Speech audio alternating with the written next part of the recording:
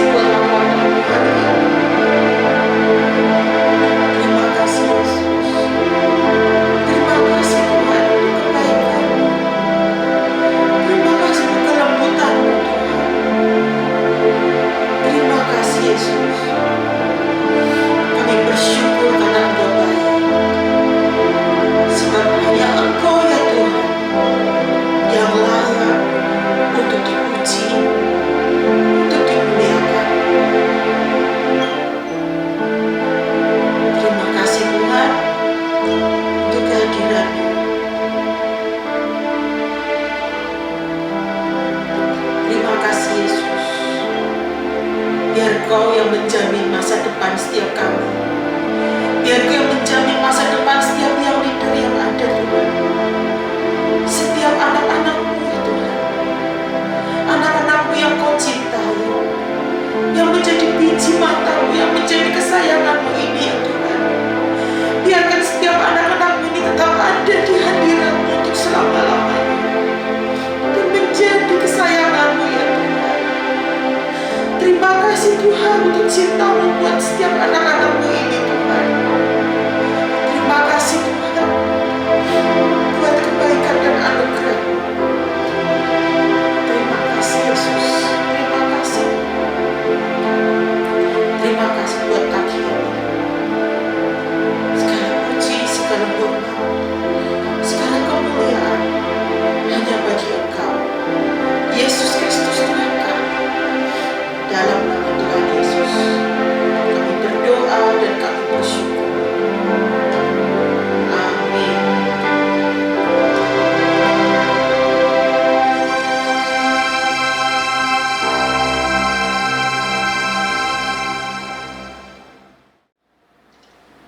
Shalom yang leader, saat pagi yang luar biasa ini kita mau sama-sama mendengarkan apa yang Tuhan mau dalam hidup kita. Ya, saat ini Coach Andre dapat satu hal, kita di dalam lingkungan bermasyarakat seperti ini, kita dapati bahwa hidup kita berkumpul bersama dengan orang-orang yang berbeda. Ya, setiap orang satu dengan yang lain punya karakter yang berbeda, kebiasaan yang berbeda, adat yang berbeda. Cara berpikir yang berbeda juga. Nah, apakah dengan hal seperti itu terus membuat kita jadi, wah nggak enak, kumpul kok dengan orang berbeda semua. Aku kan maunya kepingin kumpul dengan sama saya. Misalnya, saya suka nari, kumpul dengan yang nari. Saya suka musik, kumpul dengan musik saja. Yang lain tidak mau, nggak bisa seperti itu ya. Karena di sini kita mau lihat di firman Tuhan Roma pasal 14. Kita lihat sama-sama Roma 14 ayat 1-4. Firman Tuhan jelas mengatakan, jangan menghakimi saudara. Ayat yang pertama, terimalah orang yang lemah imannya tanpa mempercakapkan pendapatnya. Yang seorang yakin bahwa ia boleh makan segala jenis makanan, tetapi orang yang lemah imannya hanya makan sayuran-sayuran saja. Siapa yang makan, janganlah menghina orang yang tidak makan. Dan siapa yang tidak makan, janganlah menghakimi orang yang makan. Sebab Allah telah menerima orang itu. Ya, jadi di sini dikatakan apa? Orang itu punya karakter, kebiasaan masing-masing. Bagian kita apa? Mengucap syukur, bertemu dengan orang yang variasi seperti ini ya. Ada yang seperti ini, ada yang pendiam, ada yang rame, ada yang gerah, ubuk-ubuk seperti itu terus ya. Bagian kita satu, terimalah orang tersebut tanpa mempercakapkan apa? Pendapatnya. Tidak usah dikomeni, tidak usah kita ngomong yang negatif. Karena apa? Tuhan menciptakan setiap orang itu luar biasa. Karena Tuhan bilang ini, setiap orang diciptakan Tuhan berharga di mata Tuhan. Nah, kalau Tuhan bilang berharga, terus kita bilang kepada orang itu, ih kamu tuh jelek, kamu tuh gini, kamu tuh seperti ini. Itu sama seperti kita menyakiti Tuhan. Karena apa? Setiap kita diciptakan segambar dan serupa dengan Allah. Ya, kalau kita diciptakan segambar dan serupa Allah, begitu kita menghina teman-teman kita, mengejek teman-teman kita, itu seperti seolah-olah kita mengejek Tuhan. Ya, belajar di sini. Di sini Coach Andre mau kasih satu contoh tentang Daud. Ya, kalian Daud semua ya. Nah, Daud itu kan sama Saul dulu. Nah, di sini Coach Andre mau ceritakan tentang Daud setelah dikejar-kejar sama Saul. Ya. Setelah dikejar-kejar sama Saul, ya, Daud pergi, ya, ngumpet gitu ya. Terus akhirnya karena dikejar-kejar terus, akhirnya dia ngumpet di gua Adulam. Nah, di sini kita mau lihat di 1 Samuel 22 ya, 1 Samuel 22 ayat yang kedua. Jadi ketika Daud ngumpet di gua Adulam ini, dia didatangi orang-orang juga yang ngumpet juga ya. Siapa sih orang yang kumpul dengan Daud ini? Saya sebutkan ciri-cirinya ya. Kalian kalau ketemu orang seperti ini mungkin nggak terlalu suka ya. 1 Samuel 22 ayat yang kedua, berhimpunlah juga kepadanya, kepada Daud, setiap orang yang dalam kesukaran, setiap orang yang dikejar-kejar tukang piutang, bayangkan, yang dalam kesukaran, dikejar-kejar tukang piutang, setiap orang yang sakit hati, maka ia, Daud, menjadi apa? pemimpin mereka. Bayangkan, kalau kalian jadi pemimpin orang-orang yang dalam tanda kutip pertama apa? Yang dalam kesukaran, ono masalah, uripe bermasalah kabeh, ya. Terus yang berikutnya apa? Dikejar-kejar tukang piutang, artinya utang nak bayar. Coba kalau kalian punya teman, kayak utang aku ya, masa sih? Ngono pernah jengkel rasanya ya. Kamu utang? Enggak. Lah. Terus akhirnya karena kejar-kejar lari gitu ya. Terus yang berikutnya apa? Orang yang sakit hati, SH, ono sithik baperan, kesentok. Duh, kok gini ya? Duh, kok gini ya? Itu kumpul dengan siapa? Daud. Bayangkan, kalau kalian jadi pemimpin, jadi Daud, mimpin, punya anak buah, jumlahnya berapa? Di sini bersama-sama dengan dia ada kira-kira berapa? 400 orang. Bayangkan, kamu kumpul dengan 400 orang seperti itu. Hidupmu kayak gimana? Dan hidup orang yang kamu pimpin kayak gimana? Kan gitu ya. Pasti menyebalkan kan gitu ya. Ini wong dalam bermasalah ya. Kan jelas kan dalam kesukaran itu mungkin banyak bermasalah di sini ya. Terus apa? Utang atau bayar? Ya terus apa? Gampang lorati, baperan. Ya, kalian kalau punya teman satu aja baper mesti seneng. Lah kalau 400 biar rasanya mumet kan gitu ya. Terus sing utang bayar, terus kumpul lagi utang lagi orang bayar, kumpul lagi utang tambah bayar, jadi hubungan rak jelas gitu ya. Di titik seperti itu Daud bawa itu di hadapan Tuhan.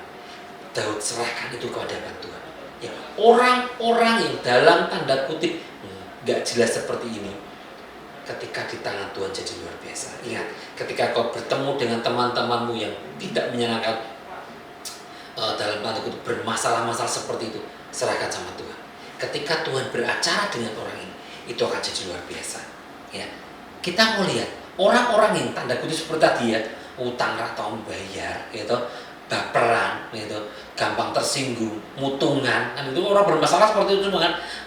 Wes, ketika di tangan Tuhan jadi seperti apa? Yuk kita lihat yuk. Dalam ya 2 Samuel 23 ya, 2 Samuel 23 ayat yang ke-8. Judul perikopnya apa kalau kita baca? Pahlawan Daud.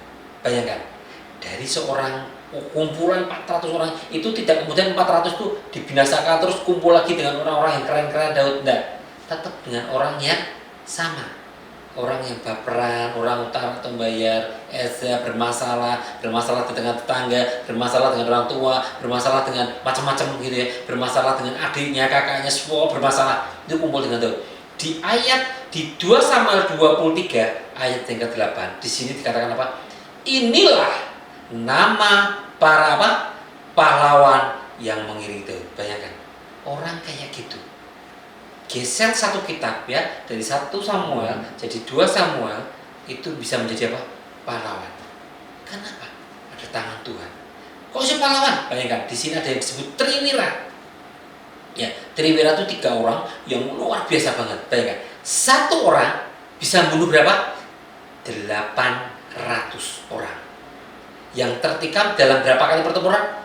Cuma 1 kali pertempuran. 1 kali pertempuran dia bunuh 800 orang. Lo sendirian. Dari orang apa? Yang nggak jelas tadi. Ya.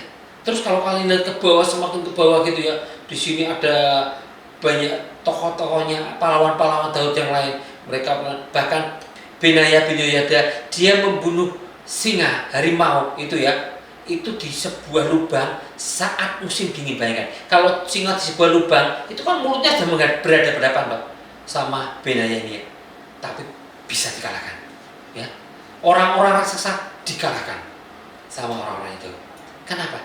Dari orang-orang yang nggak jelas tadi, dari orang-orang yang nggak tahu arahnya kemana gitu ya, tapi mau serahkan hidup mereka sama Tuhan. Sebagai pemimpin, Daud membawa orang 400 orang tadi ke dalam hadirat Tuhan, ke dalam rencana Tuhan. Jadinya gimana? Luar biasa ya. Lebih baik kalian dalam penyertaan Tuhan. Apapun hidup kalian, karakter apapun dalam diri kalian, kalian akan tetap jadi luar biasa kalau Tuhan yang jadi utama dalam hidup kalian. Di sini 400 orang ini diproses dalam Tuhan. Daud sebagai pemimpin membawa mereka semakin melekat sama Tuhan. Saat ini coba kalian melekat sama Tuhan, kalian melekat sama Tuhan, pasti luar biasa itu. Kalau orang-orang yang seperti tadi, orang-orang yang punya karakter tidak menyenangkan tadi, bisa menjadi pahlawan. kalian pasti lebih dari pemenang. Amin. Kalian pasti luar biasa. Kenapa? Karena Tuhan tidak pernah merancangkan rancangan yang buruk. Rancangannya luar biasa dalam hidup ini. Segala sesuatu yang Tuhan tanamkan dalam hidup ini luar biasa dalam hidupmu. Dari masa kecil Tuhan menenun, bayangkan, Tuhan menenun hidupmu, membuat engkau jadi luar biasa. Percaya, tangan kuasa Tuhan akan selalu menyertai hidup. Amin. Ya, percaya yang terbaik sudah jadi dalam hidup. Ya, sudah jadi, sedang dalam proses menuju baik, sedang dalam proses menuju baik. Ya, ada seseorang tuh suami istri ya, dia itu pada waktu pacaran istrinya tuh keras, kaku, kalau ngomong, karena lingkungannya memang lingkungan kayak gitu, dia dibesarkan dalam lingkungan yang keras, gontok-gontokan, harus main fisik untuk menang gitu ya. Nah si cowok dari keluarga yang tenang, santai gitu ya. Akhirnya ketika mereka pacaran, istrinya mau menang-menang. Di titik itu suaminya waktu itu masih saya pacarnya, cowok bilang gini, kamu lembut, kamu baik, kamu mengasihi Tuhan, kamu yang terbaik jadi dalam hidup ini. Ya, selalu mengatakan yang baik. Endingnya istrinya jadi luar biasa di hadapan Tuhan, mempunyai kelembutan, tidak lagi kasar, tidak lagi berangasan, tapi mempunyai kelembutan, kasih yang daripada Tuhan. Ya, belajar ketika ada masalah apapun, percaya, perkatakan di mulut kita yang terbaik. Ya, ketemu dengan orang-orang bermasalah, serahkan sama Tuhan, dan mulut kita pun jangan pernah mengatakan yang negatif. Maka seperti pahlawan-pahlawan Daud tadi, awalnya tidak oke. Setiap orang gak akan mau kumpul dengan dia. Tapi dalam endingnya, ketika endingnya, mereka jadi pahlawan-pahlawan Daud yang luar biasa. Amin. Yuk kita berdoa. Bapa, kami mau serahkan setiap anak-anakmu ini ke dalam tangan kuasa-Mu. Kami percaya Tuhan, Engkau akan mampukan mereka. Engkau akan mampukan mereka jadi seperti yang Kau mau. Jadi seperti yang Kau mau ya Tuhan. Di dalam tangan kuasa penyertaan-Mu, hidup mereka akan luar biasa. Hidup mereka akan diberkati. Hidup mereka akan berkelimpahan. Hidup mereka akan jadi seperti yang Kau mau. Dan kami percaya Tuhan, lebih dari yang kami pikirkan dan bayangkan. Itulah rencana-Mu dalam hidup kami semua. Terima kasih Tuhan, yang terbaik pasti jadi dalam hidup setiap anak-anak-Mu ya Tuhan. Terima kasih Bapa, ini hari yang luar biasa. Biarlah setiap hari yang kami lalui selalu dalam kuasa penyertaan-Mu, dan Engkau selalu hadir dalam hidup kami ya Tuhan. Terima kasih Tuhan, di dalam nama Tuhan Yesus Kristus. Haleluya Tuhan. Semua yang percaya katakan amin. Tuhan Yesus berkati.